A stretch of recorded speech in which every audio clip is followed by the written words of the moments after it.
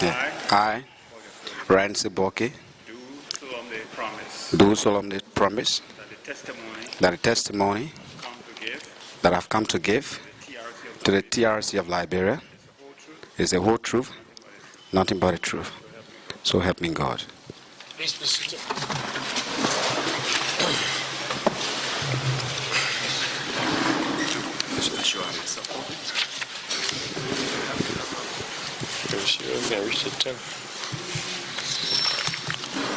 Good afternoon, Mr. Witness. Yeah, good afternoon, sir.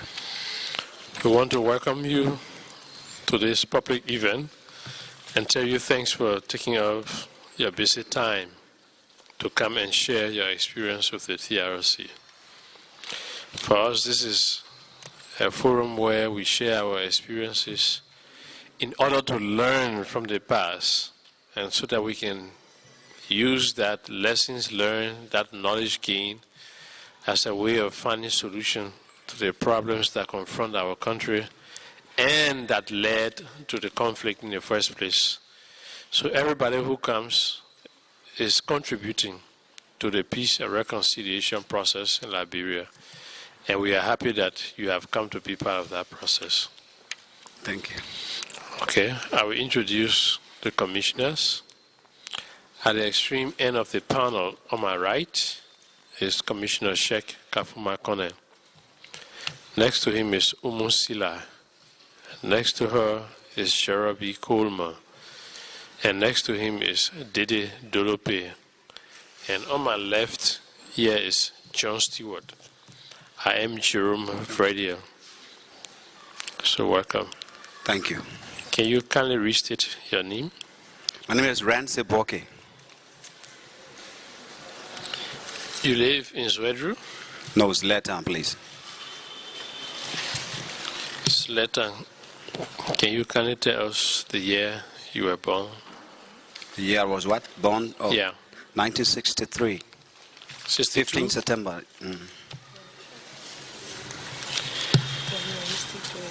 Okay, and then think you can see of yourself what you do currently, work, social? Well, right now I'm the chairman of the board of directors, Manu Farmers Cooperative Society that controls the palm plantation in Letan, as well as the rice pallet field that covers about 1,200 acres.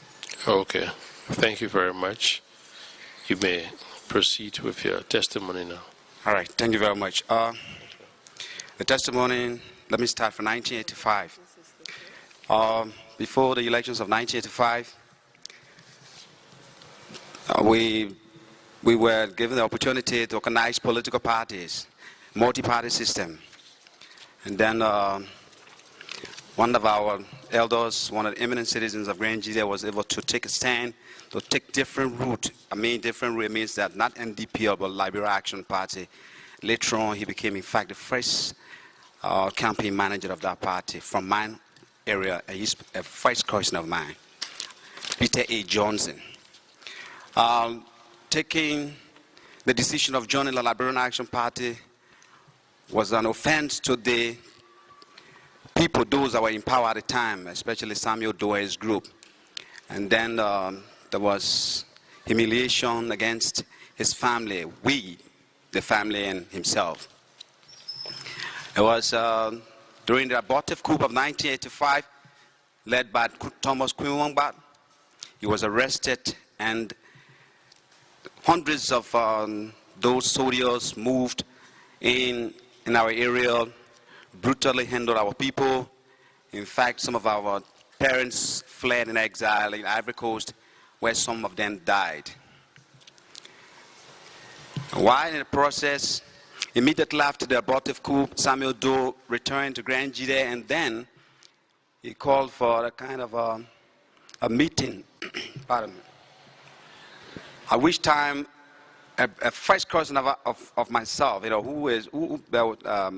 Washington Wallow, a patrolman at the time, was asked to, he was assigned in Tucson. He was asked to stay on duty that night. But it was not the night he's supposed to serve duty.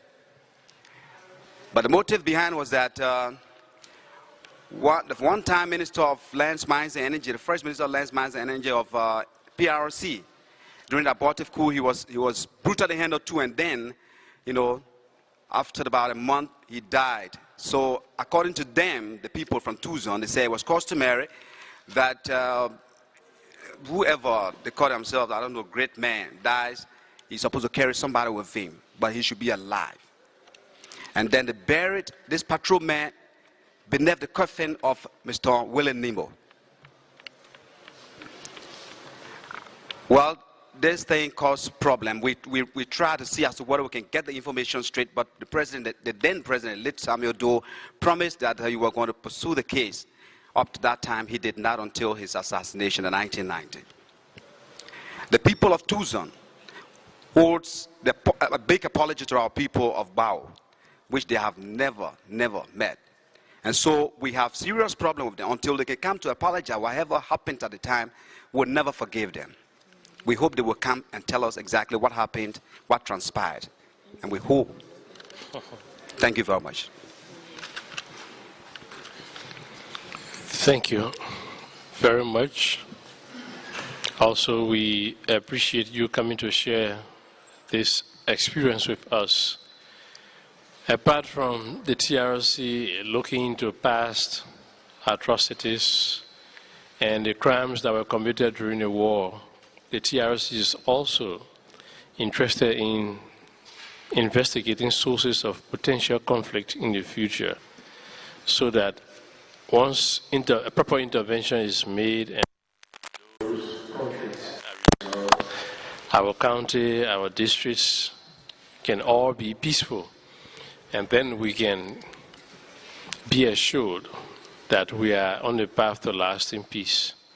So I want to thank you for this information, for elaborating that the people of Town are today not in peace with the people of Tucson because of what happened. And I'm confident by you coming, it means that your people want a way out of this. They want this situation to be resolved. So I want to tell you thank you. At this time, commissioners will ask you a couple of questions. Welcome. Can you kindly repeat the name of the police officer who was intentionally put on duty down there? Patrolman Washington Wallow. Washington Wallow. He's a citizen of Zeta. It's Port Town. I mean, in the community, in the same community, isn't it? From the same quarter? Yes, just about a kilometer away from each. Okay, and even though you didn't state, but from your narration, it was after the failed Kungwa's military coup. Yes. And we assume that incident happened in 1985. 85. Okay. I will stop there. Commissioners will ask questions. Stewart. Thank you, Mr. Bokay, for bringing this to our attention and coming to the TRC. Can you remember the month in which this happened, this incident you talked about?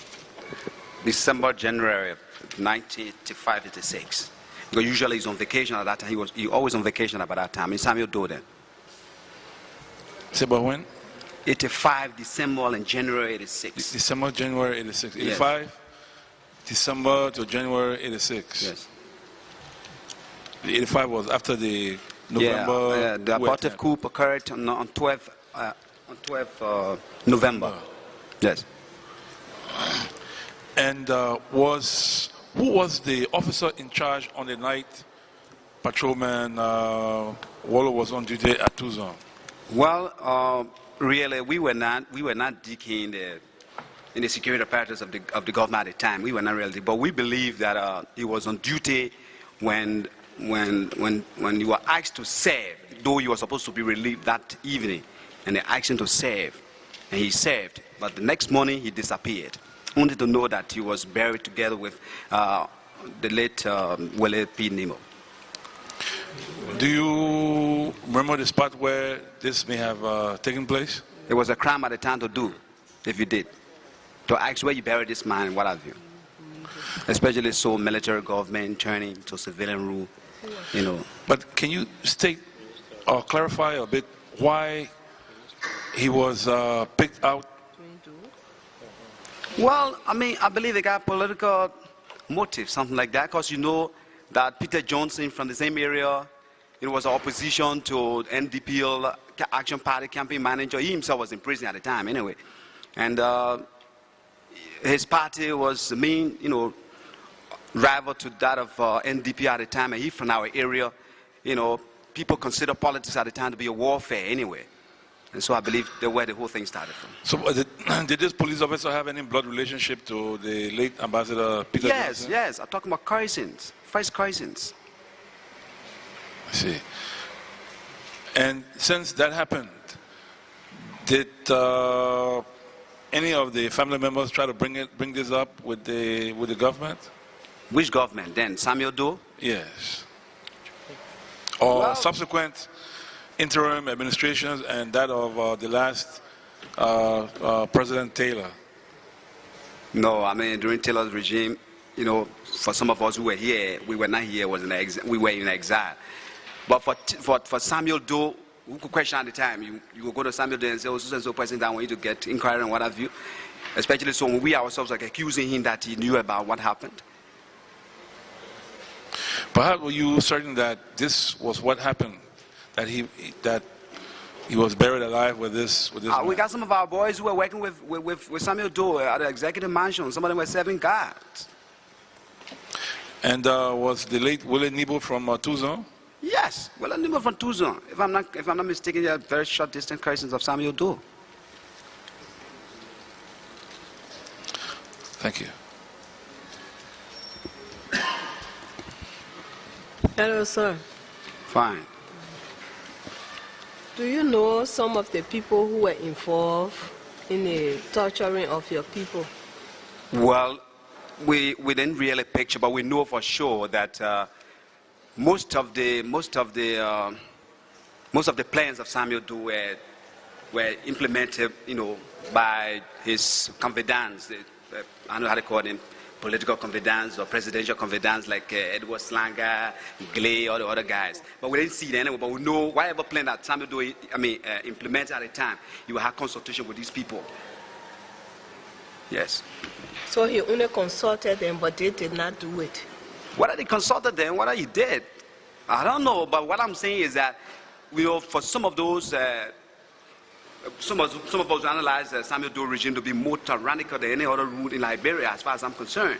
So, most of the things that he did, he has some presidential confidants that he trusted, he was doing business with.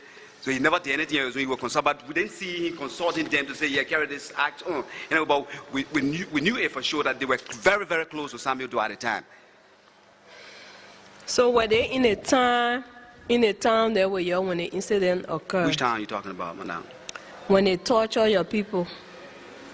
Well, the only people who picture were people like, the late Thomas Banga, leading his troops on the other side to invade Port Town that evening, when the invasion took place. And then they arrested Peter Johnson in Monrovia. They decided to chase the families on the ground. I think that was the only man we really recognized, but there were mandates that came from up, I believe so.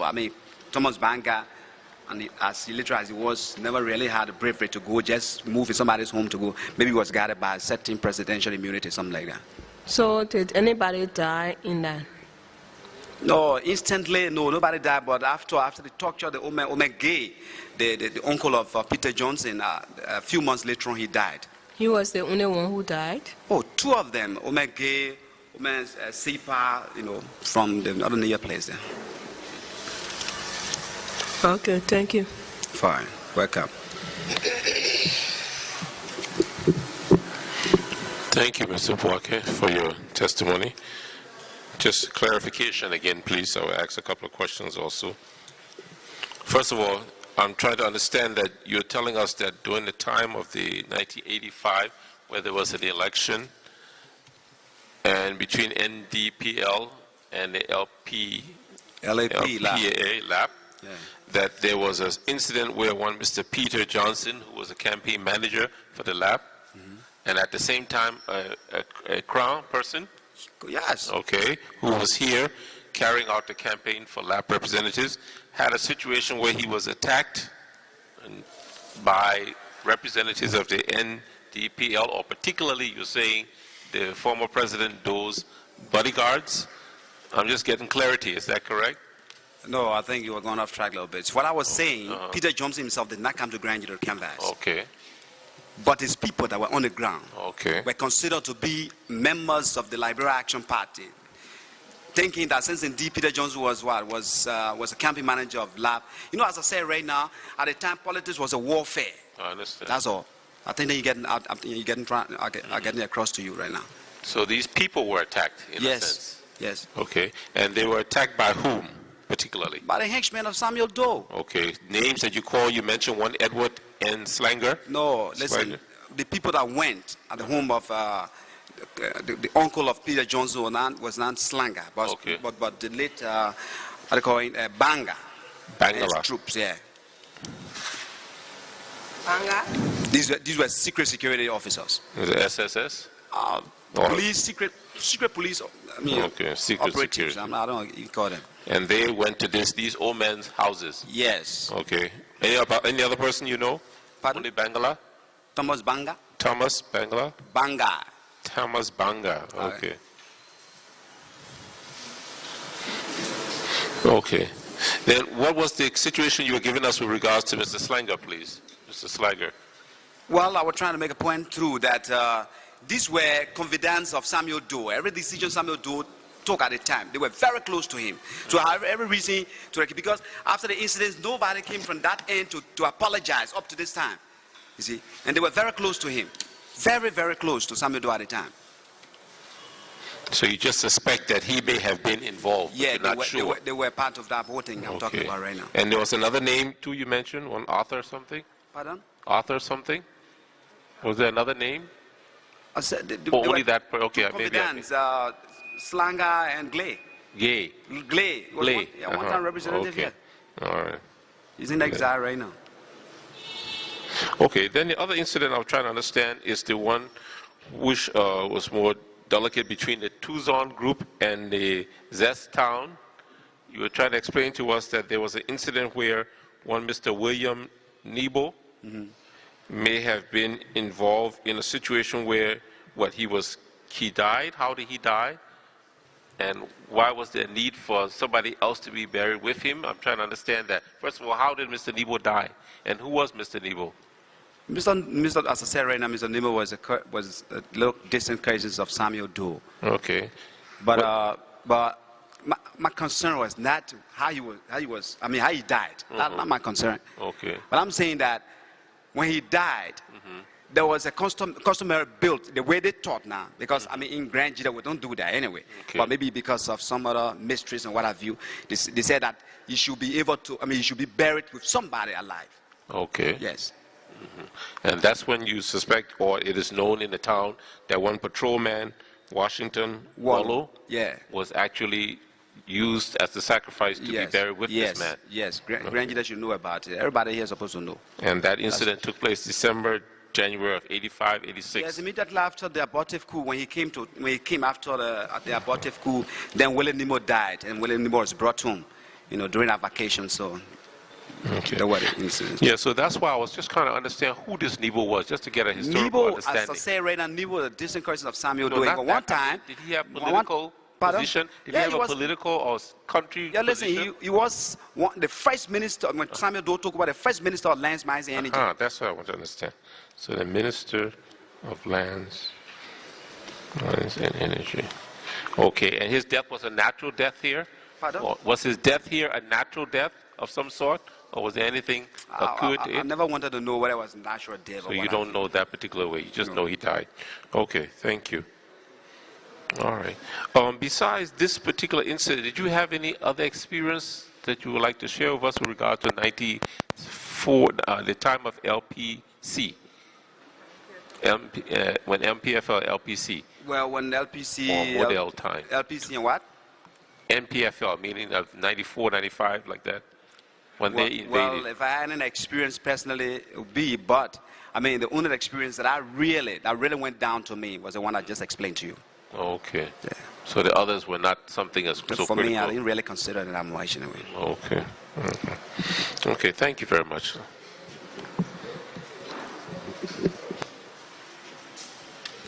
Thank you very much for sharing your experience.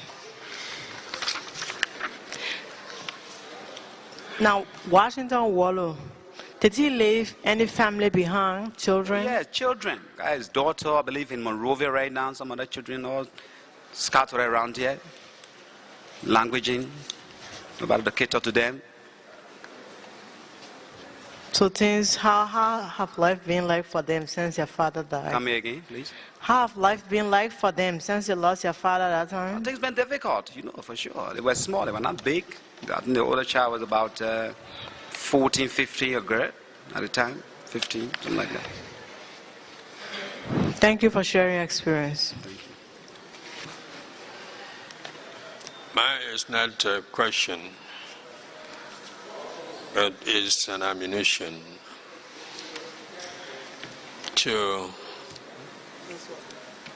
the family of the late President Samuel Kayando and the people of Tuzon.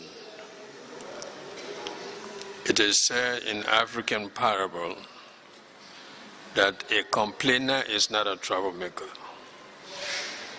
Person who complains of being wrong has the desire that the wrong be looked into and a solution is found. People realizing that people have different perception of understanding situation, it is important that we make this remark. We don't want the crime in general or the people of Tuzon in particular to see the gentleman on the witness stand as enemy of the people of Tuzon, of the Doe family, and of the tribal group. He brought the issue out because he felt to be offended. And he wanted to get the clear picture of what happened to this Washington fellow. And it is important that you voice out your anger in order for you to get an appropriate response to what you have said. If it is correct, this is an opportunity for the people of Tuzon, or in particular the Doe family, to come out and tell the commission, whether in camera or public, the real facts concerning this late fellow. One may wonder why this case come out time like this. Doe is no longer alive. Thomas Bwanga is no longer alive. Amos Noga is no more alive. Peter Johnson is no more alive. So they all had gone beyond, great beyond. What the case? Yeah, but each of these people, including Washington, all of them got family, got friends, got sympathizers. This is how conflict is transformed from one generation to another generation. And this is how conflict can degenerate into worse situation. So we want to call upon the family of the late Doe, Samuel Kayando, the former president of Liberia. We want to call on the people of Tuzon and generally the Crown tribal group. If the Tuzon people, the Doe family is not represented here, it is now the obligation of the Crown ethnic group that is here to take this message to our people in Tuzon so that we can sit down and talk. Interestingly, all the people that he called their name, I knew all of them, I interacted with them, and I think on our way here from Monrovia, I was telling Ambassador Comer, who is also a commissioner about this, Peter Johnson, Ambassador Peter Johnson.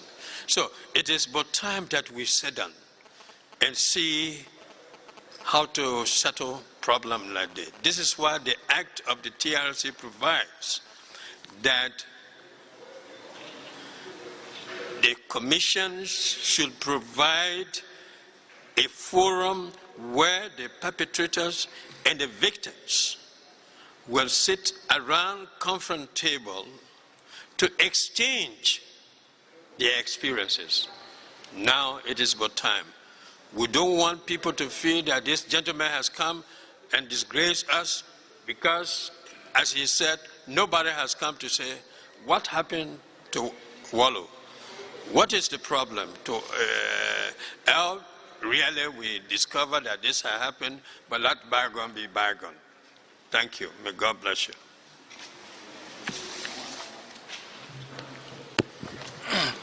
Yes, Mr. Bokay, if I should ask you,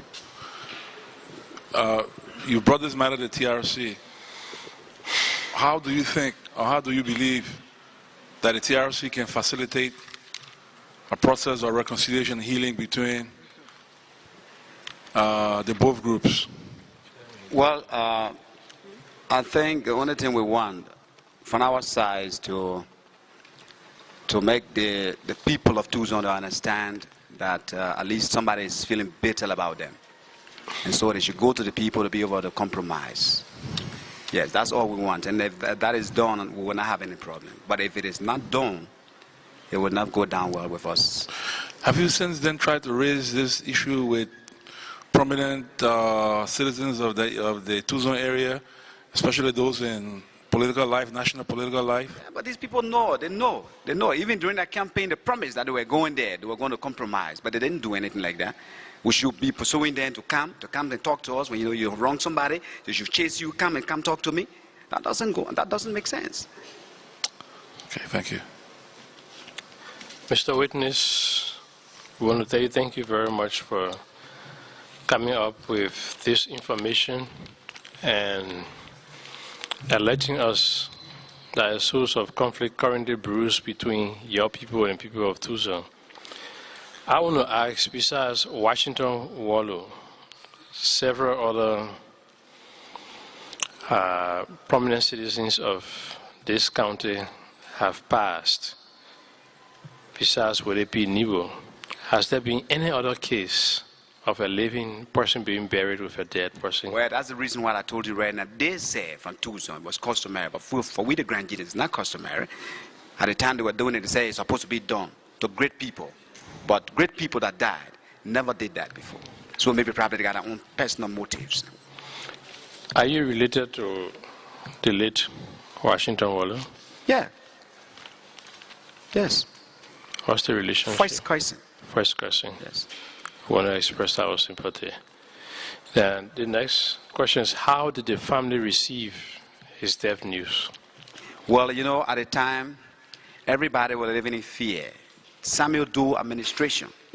People outside of Grand Gedeh felt it. But I can tell we in Grand Gedeh felt it more than anybody else. Can you imagine the young man coming to Grand Gedeh, not passing through the first district we from, flying all the time? Only one time when he was president for 10 years, he traveled by road through our district. But since the execution of the first PRC members from that district, he never passed there again. He only fly to Grand Gedeh. That young man, I tell you, he was more dictatorial than any other president in my life I have ever seen in Liberia. But that is not an issue. But I already want to make a comment right now. Well, what Sheikh just said, we are not deterred. If anybody felt bad about us, because we know for sure we are saying the truth. But this time, all of us, Grand Gedehs, we are toothless bulldogs. We don't have power here to tell anybody, you have to do this, you have to dictate to us. I think we have authority in this country, and nobody can chase us. It will not be like before, in the 80s. And we'll say the truth. If we have any other thing that is happening right now that we didn't know about, we'll still bring it out. Which members of the PRC that were executed from? Harry Johnson from Town. Nelson Toe. Yes, from Town also. Okay, I'm still interested in pursuing the question I asked. How did the family get to know that? After his disappearance, I mean, he got a family, he got his wife, children, his bedroom. Every morning he will go to work, sleep, the next morning he will come. And he went 3 days, 4 days, they can't see him. I mean, people started getting concerned, thinking he was in our home, his Lair Town, Poor Town. And they give the information that he was not there. People started inquiring. In fact, those that went to ask his other, persons that were working at the time at the mansion, in Tuzon, they were afraid even to give account, because, I mean, it was a crime at the time to give account, to give a real picture of what happened. But thank God, at least the truth came out. Who was the local police commander at the time? No, I can't tell you right now. That goes back to 1985. 85. What were you doing at the time? 1985? Yeah. Oh, I was in the 9th grade. I was in the 12th grade. I was in the 12th grade, sorry. Here or in Monrovia? Oh, I was in Monrovia. In the 12th grade? Yes. And you were politically sensitive at the time? Oh, yes. It was not only because of Washington being my cousin, it could be any other person for that matter. Not from Grand Gedeh, it could be from Nimba, any other place. We'd follow events at the time. Yes. And we are even still concerned about other people who died during his regime. We don't want to be dwelling because we didn't get a story at that time anyway. But if you have the opportunity to express some other feelings about those that were killed during his regime, and at the end of his regime, we will say to. Like Comrade Wutapia and all the guys that were murdered on the bridge 1990. Where were you in 1990? I was in Monrovia. I know we didn't give a statement of that, so I'm not sure. So we don't want to dwell on that right now. Okay. Thank you very much. Thank you. Your information and testimony has been very useful to our work, and we appreciate it very much. Thank you. If you know, the Constitution of Liberia refers to our customs and tradition, but that we should emphasize the positive attributes of our customs and tradition. And what you just put forth comes across as a negative traditional practice, which claims the attention of the Commission and warrants further probe. So I want to tell you thank you very much for coming and sharing this with us. Thank you very much. Okay. Sheikh wants to say something to you. I'm not getting you, sir. I said we would like you to give our secretariat your contact address in the event that there is a need of getting you around conference table with those that you have made this accusation against, so that we can contact you. And not only you, maybe through you, the other families, that we all can sit down and see how to wash water on the ground. All right. Thank you very much. But we did. We gave our contact numbers, our address and everything to the first group that came to interview us. Yeah. So you can use that document to locate us, to trace us anyway. Okay. Meaning that your address and contacts haven't changed? No. Okay. All right. Thank you.